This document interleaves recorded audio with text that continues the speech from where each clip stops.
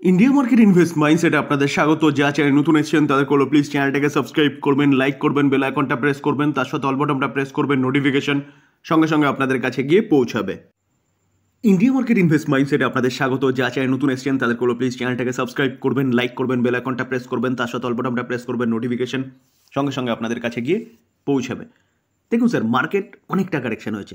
আমরা জানি না মার্কেট এখান থেকে আরও কারেকশন হবে না এখান থেকে বাউন্স ব্যাক করবে।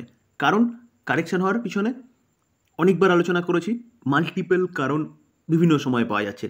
আর যদি মেজর কারণ বলেন তাহলে হচ্ছে ডোনাল্ড ট্রাম্প এবং তার ট্যারিফ। তো এর জন্যই মার্কেট অনেকটা কারেকশন হয়েছে। নিফটিকে দেখলে দেখা যাবে প্রায় 14-15% মতন কারেকশন হয়েছে, এবং স্মল ক্যাপ ইন্ডেক্স বা মিড ক্যাপ ইন্ডেক্স সেগুলো কিন্তু 20-25% মতন কারেকশন হয়েছে। ইন্ডিভিজুয়াল স্টক অনেকটা কারেকশন হয়েছে। তো এই মার্কেটে ব্যাপক অপরচুনিটি দেখা যাচ্ছে ইনভেস্টমেন্টের।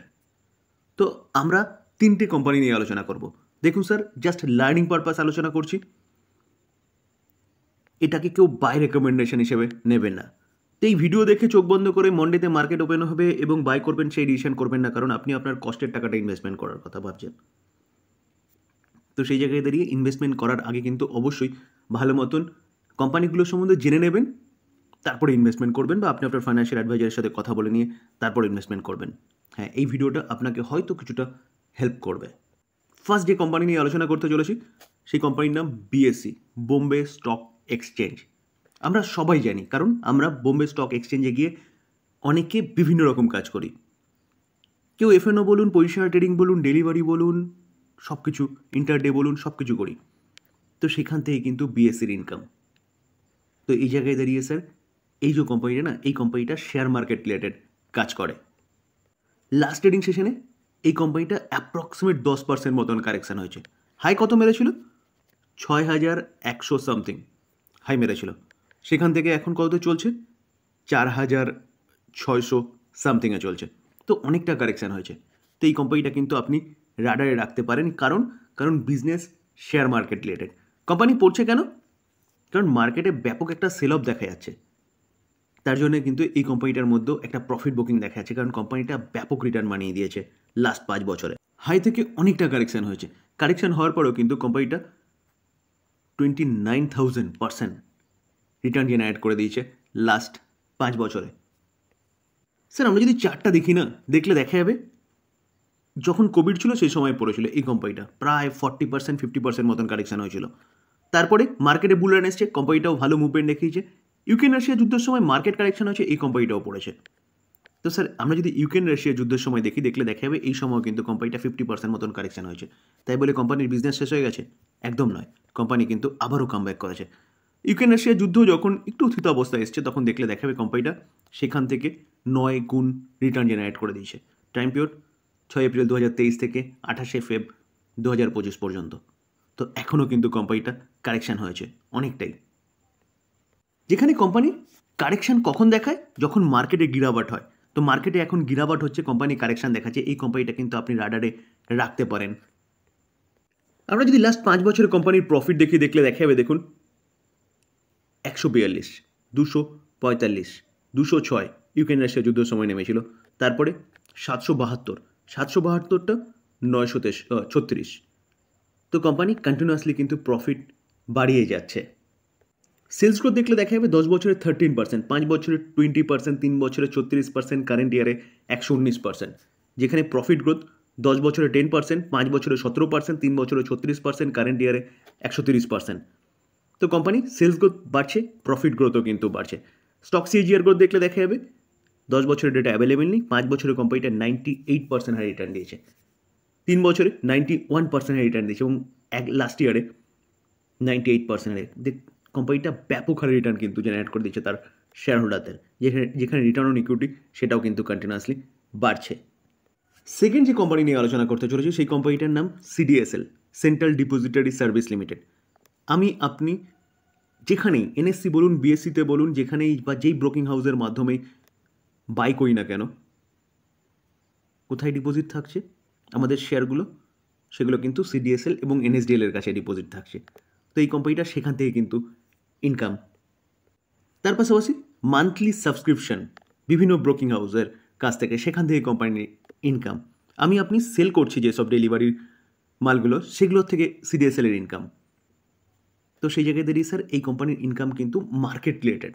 যেখানে মার্কেট যতদিন টিকে থাকবে ততদিন কিন্তু এই কোম্পানি টিকে থাকবে, অ্যাজ ইট ইজ বিএসসিও।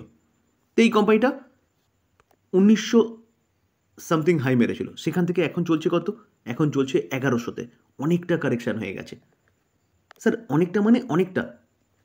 তো কেন কারেকশান হয়েছে? যেটা একটু আগে বললাম, যখন মার্কেটের খারাপ অবস্থা থাকে তখন ডিমেট অ্যাকাউন্টের সংখ্যা কমে যায়, মানুষ কি করে যে সেল করতে থাকে, অ্যাক্টিভিটি মার্কেটে কমে যায়। তো তার ফলে বিএসসির ইনকামও পড়েছে, সিডিএসএলের ইনকামও পড়ছে, এবং এই কোম্পানিগুলোর মধ্যে একটা সেল অফ দেখা গেছে। আমরা সিডিএসএলের যদি চার্ট দেখি না, দেখলে দেখা যাবে কোম্পানিটা 2020-তেও অনেকটা কারেকশান হয়েছিল, প্রায় 50%-এর ওপরে, 60% মতন কারেকশান হয়েছিল। ইউক্রেন রাশিয়া যুদ্ধের সময়ও কারেকশান হয়েছিল। এটা যদি ক্যালকুলেশন করে দেখলে দেখা যাবে এই ইউক্রেন রাশিয়া যুদ্ধের সময় এই কোম্পানিটা অ্যাপ্রক্সিমেট দেখলে দেখা যাবে প্রায় 40%, 41% মতন কারেকশান হয়েছিল।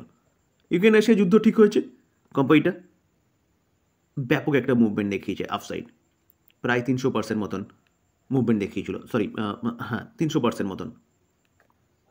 তারপরে হেভি রিসেন্ট কোম্পানিটার মধ্যে একটা কারেকশান দেখা যাচ্ছে, যেটা একটু আগে দেখাচ্ছিলাম যে 1900 থেকে 1100-তে চলে এসছে।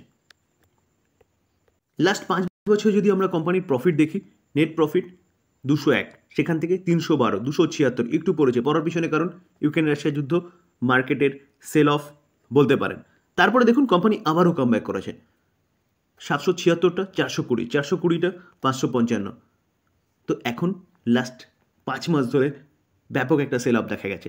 তো এই জায়গায় দাঁড়িয়ে কিন্তু এখন কোম্পানির রেজাল্ট খারাপ হতে পারে। কোম্পানি কি কামব্যাক করবে না? ভারতের মার্কেট কি কামব্যাক করবে না? মার্কেট কি এখানেই থাকবে যেখানে মার্কেট এখন নিফটি 22,000-এর কাছাকাছি চলে আসছে? তো এখান থেকে নিফটি আস্তে আস্তে আবারও 25,000, আবারও কিন্তু আস্তে আস্তে 30,000, 40,000, 50,000 পর্যন্ত যাবে। তো সেই জায়গায় দাঁড়িয়ে স্যার আবারও ডিমেট অ্যাকাউন্ট ওপেন হবে, কোম্পানিগুলোর বিজনেস কিন্তু আবারও ঘুরে দাঁড়াবে। তো এখন অনেকটা নিচে আছে ফিউচার ওরিয়েন্টেড বিজনেস। যদি আপনার মনে হয় যে শেয়ার মার্কেট আরও গ্রো করবে, তাহলে এই কোম্পানিগুলোকে গ্রো করতেই হবে। যেখানে সেলস গ্রোথ দেখলে দেখা যাবে, দেখুন 10 বছরে 25%, 5 বছরে 33%, 3 বছরে 33%, কারেন্ট ইয়ারে 58% সেলস গ্রোথ বাড়ছে। প্রফিট গ্রোথ 29%, 30%, 28%, 57% প্রফিট গ্রোথও কিন্তু বাড়ছে। স্টক সিজিআর গ্রোথ দেখলে দেখা যাবে, দেখুন এই কোম্পানিটা 5 বছরে 54% করে রিটার্ন দিয়েছে, 3 বছরে 17%, কারেন্ট ইয়ারে 15%। যেখানে রিটার্ন অন ইকুইটিও দেখলে দেখা যাবে সেটাও কিন্তু কন্টিনিউয়াসলি বাড়ছে। থার্ড যে কোম্পানি নিয়ে আলোচনা করতে চলেছি সেটা হচ্ছে এমসিএক্স, মাল্টি কমোডিটি এক্সচেঞ্জ, অর্থাৎ একটা এক্সচেঞ্জ যেখানে কমোডিটি ডেরিভেটিভের কাজ হয়। তো এই কোম্পানিটাও কিন্তু আপনি আপনার ওয়াচ লিস্টে রাখতে পারেন। কোম্পানিটা 7,006 মতন হাই মেরেছিল, সেখান থেকে এই কোম্পানিটাও কারেকশান হয়ে 4,900 সামথিং চলছে। তো সেই জায়গায় দাঁড়িয়ে এই কোম্পানিটাও হাই থেকে অনেকটা নিচে এসছে। পড়ার পিছনে কারণ মার্কেটের সেল অফ।